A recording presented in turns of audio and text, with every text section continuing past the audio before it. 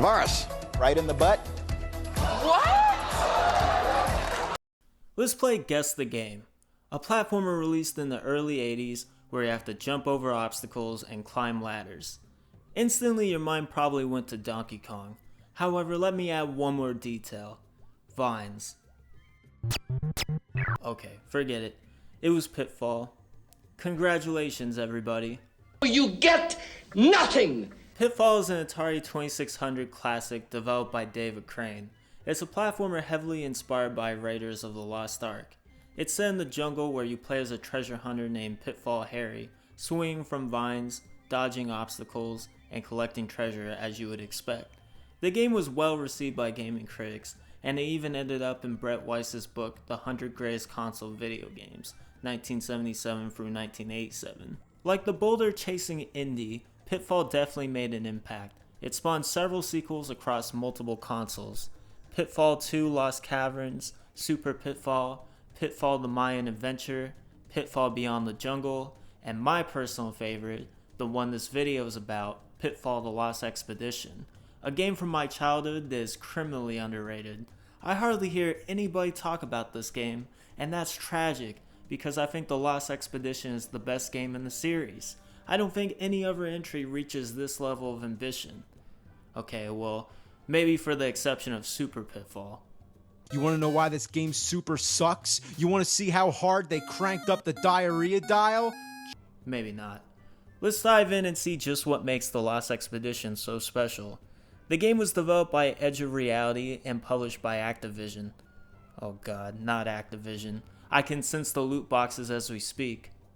Thankfully, this was a different time where Activision was less money driven and actually gave the devs some creative freedom. It's evident just from the menu screen alone. I love that the options are conveyed as sketches in Harry's journal, and that whatever you choose leads him to flipping to another page. A neat touch that adds to the immersion. And we'll soon find out that this is an aspect the game thrives in. Moving on, let's talk about how the game starts. It's rather odd. It places you in the middle of a boss fight between Harry and a demon jaguar without explanation. It isn't until after you find out that this was foreshadowing to a later fight, and that the real start of the game takes place on a plane, where we're introduced to our charming protagonist. What are you doing? Turning on the charm. This is my medium set. And some side characters, that being an archaeologist named Bernard Binbinder, and Nicole, who's described as reserved and beautiful in the manual. Okay. I guess beauty is in the eye of the beholder, though the beholder maybe should get their eyes checked. The plane then malfunctions and crashes. You wake up in the middle of a jungle where you're confronted by a random dog. Oh wait, wrong plane crash. You actually wake up in a bed of flowers perfectly unharmed. That is until you realize you're a few feet away from a giant mouth in the ground, which is a great nod to the moving pits in the original game. After a little exploring, you come across the cockpit of the plane, where the pilot informs you about the other survivors, and from there the adventure begins. Lost Expedition is broken up into a variety of open-ended levels. As you progress through the story, you unlock new abilities and tools that Harry can use to maneuver around the environment. I must add, Harry is pretty nimble. He can dash, leap, kick, hit, and sonic.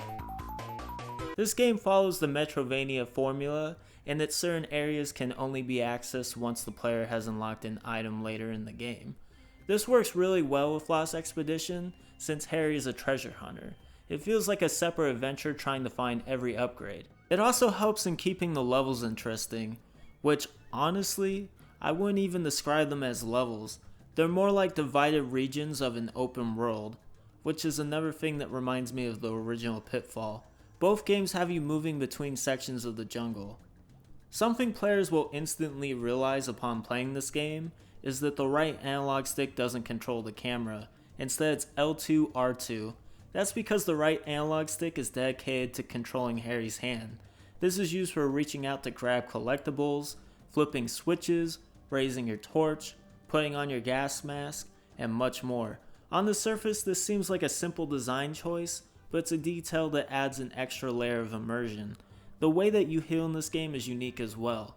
There's these fountains of healing water where if you jump in them, it will fully restore your health.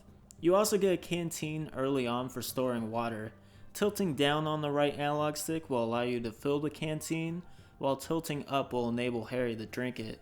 Just a really cool example of the arm mechanic. Another thing I really appreciate is how simple and straightforward the HUD is. You have the health bar in the upper left and tool selection on the upper right. There's no mini map in the lower left corner or a mission objective being randomly displayed. Instead, as you go along through the story, Harry has inner monologues about where the player needs to go next, and it's then marked on the map, which you're expected to manually open and redirect yourself if you get lost. I absolutely love that the devs did this. This adds so much immersion to the game and truly allows you to venture off and explore the beautiful world the Edge of Reality created. You gotta admit, this game looks pretty damn good. The scope of the world and the amount of variety you get in locations impresses me. The jungle itself is lush and green, with some areas having a lot of elevation for vine swinging, while on the flip side, other areas are more flooded, allowing you to use the inner tube you pick up later in the game. There's also dark caves and crystal mines, allowing for great use of the torch. There's temples you can explore, and there's even a native village where you can play mini games. Later in the game, it takes a 180 and you get to explore a tundra, which I must note I didn't find as interesting as the jungle. However, it definitely has its moments. I think it just wasn't as enjoyable because a white, gray, and blue color palette just isn't as appealing to look at. While we're on the subject, I must also add that while I know I said that the game looked beautiful, I'm mainly talking about the environment. I don't think the character models inhabiting it will be winning any beauty contest, especially Harry. Good God, he looks like he's about to eat someone. They look a little plastic at times. I know the devs were going for a more cartoonish design than hyper-realistic, however that doesn't really justify the uncanniness. I can't lie, these are not attractive characters. Moving on, let's discuss the soundtrack. It's epic. It completely fits the tone of the game. The theme itself is very grand and sounds like something ripped straight out of the Indiana Jones movies.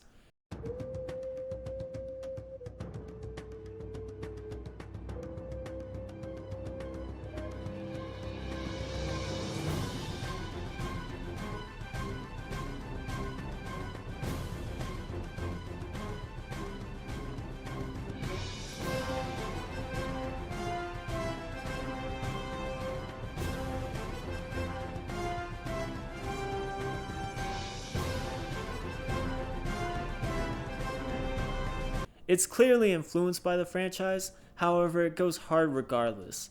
There's also a lot of pretty ambient tracks that fit the atmosphere of the native jungle areas.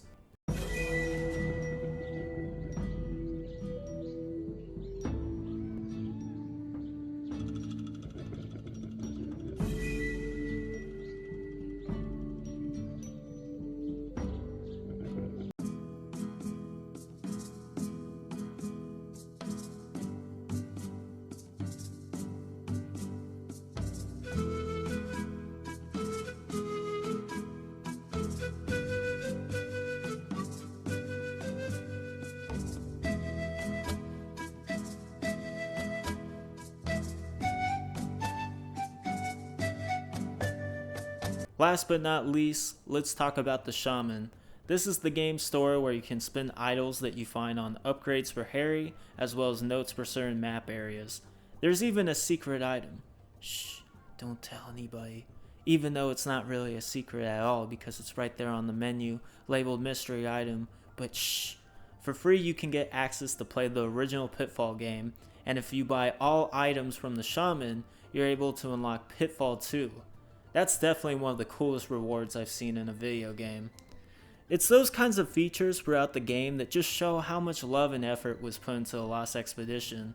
This could have easily been a cheap cash grab, a linear platformer that plays it completely safe with no experimentation, but instead it's a game that serves as a love letter to the original and shows us what it looks like if you recreate it as a 3D platformer with open areas you can explore and tools that you can utilize to solve puzzles. It looks like this is what Pitfall Beyond the Jungle aimed to do to a degree, and I think it does a solid job. However, the Lost Expedition took that idea and further fleshed it out. This game gave more of an identity to Pitfall Harry, and nearly create a semi-open world. It's unfortunate that we didn't see a sequel to this one, because I would have loved to see things further expanded upon.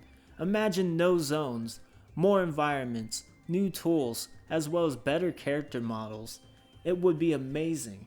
Someone made a Pitfall Harry Smash Bros mod, so I can't be the only one wanting a sequel. Even without it though, this is one of the best adventure games I've played, and it just shows what is capable when a game publisher steps back and lets the devs take control.